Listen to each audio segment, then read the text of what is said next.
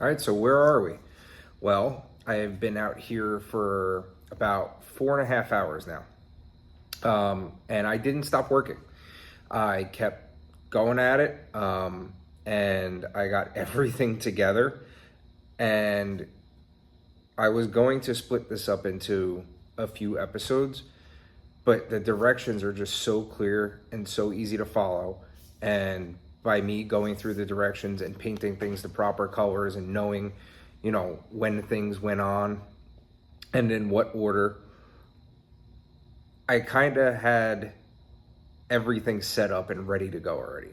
So I just kept going. I kept putting things together. Everything went smoothly. I have no complaints at all. The only place I ran into an issue, and it's not an issue, you just have to make sure, again, you pay attention to the instructions. I actually did do it right, but it's hard to see to make sure you're doing it right.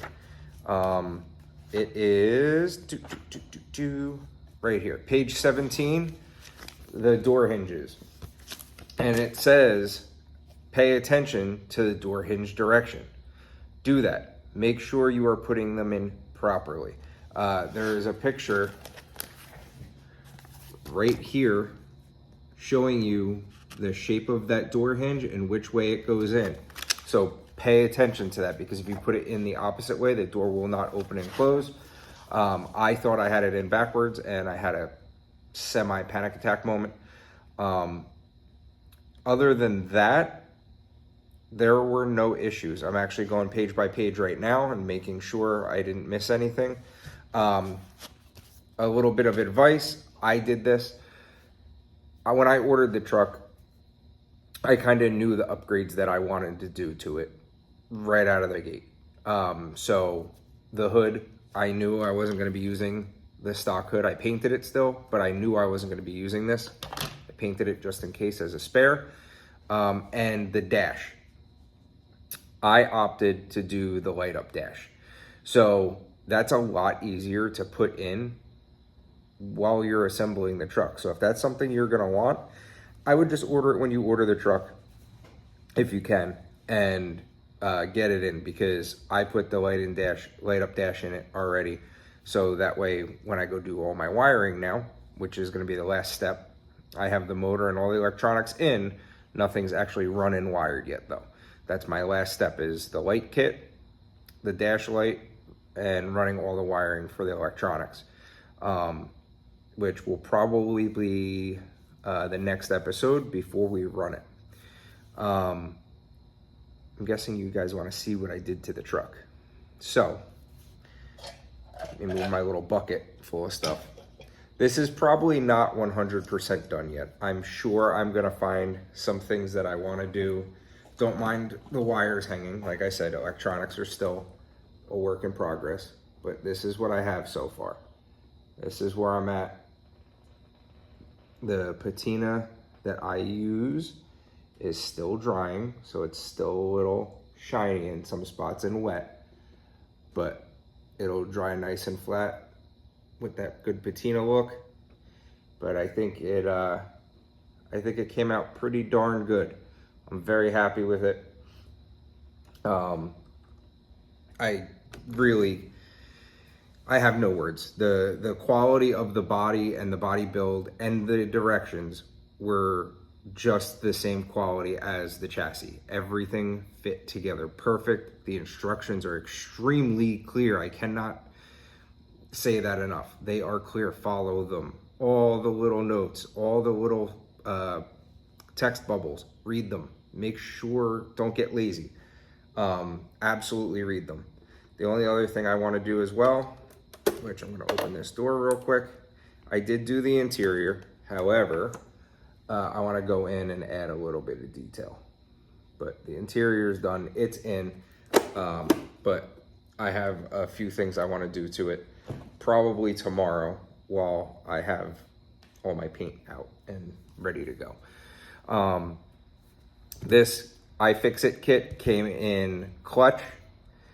The other thing, before I forget, when you put in, let me take the body off, hold on. Also, the quick disconnect body is amazing and life-changing.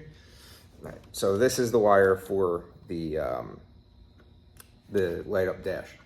So when you put your quick release body mounts on, there's a post that goes up into the body vertically. That, hold on, I have to open the door. Okay. There are 2 screws here and here, not those dimples, there's 2 screw holes here.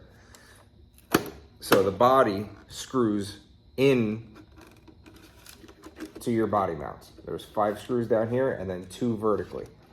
In order to get to that, you need to use a short tool, which I don't know where I put it. I apologize. I'm a little bit of a mess right now, which is not like me, but I was finishing up. The tool that it comes with, it has, hold on, we're gonna find this right now. Here we go. So this is the tool that Boom Racing sends you. This fits in the doorway to tighten those screws down. The iFixit does not. It's too long. But at the top of this, it's a 1/4 inch. So what I did was I put the wrench on it and got it in the door, and I actually was able to put my finger on top and push down and tighten those screws, because it's kind of hard to get your fingers in there and turn in the interior. So I got a 1/4 inch ratchet, got in there and tightened. So that helped out tremendously. So I did end up using this tool in one of the last steps because I couldn't get it to fit. So just a tip, something I ran across. But other than that, as long as you stick to the instructions and you pay attention to what you are doing and you stay organized, you keep your screws in the bags that they belong in and don't take anything out prematurely or unlabeled, because you will get confused. There are a lot of screws and there are a lot of different sizes that go into this. As long as you stay organized, this is a fantastic build. A lot of fun, a lot of fun. One of the best builds I've ever done. I'm very excited. And I almost get to drive it. I cannot wait to drive it. I just have to do electronics. And I'm gonna do inner wheel wells, inner fenders. Trying to think of what else I have for it. There's a few other things I have for it. I do have the scale motor that Boom Racing just released coming. So I ordered that last week. It should be here tomorrow, actually. So by the time you watch this video, I'll already have it, it'll be in, and you'll probably see the truck posted. But that's it. We're gonna keep cranking away at this thing, and hopefully tomorrow evening, I have a running, driving truck and can start making the run videos and the review videos. But so far, the build process has been one of my favorite processes ever. It is definitely in depth. If this is gonna be like your first RC truck, it's a lot. It is a lot. But let me say this, don't be scared of it. As long as you follow the directions, they're very clear, and you have basic tools for RC, you can do this. It is not hard.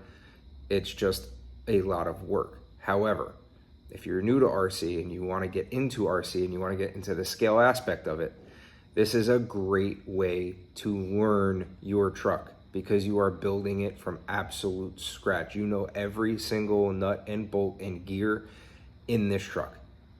You know everything, start to finish. Something breaks, you know how to fix it, you know how to replace it. Another tip, if something does break on your truck, keep your owner's manuals. All the part numbers are in there. Don't throw them out. Very important in the future. So that way you don't have to go on the website and guess or even look. You could just type the part number in. So I always do that. I always keep an owner's manual for a builder's kit, because the part numbers are usually in there, and it makes it a lot easier when trying to get replacement parts. But that's all I have for you on this episode. Next episode, we'll see what I'm doing. Might be doing some wiring, or the wiring might be done and we might be starting it up for the first run. We'll see. We'll see. All right. Have a great day, everybody. I'll see you soon.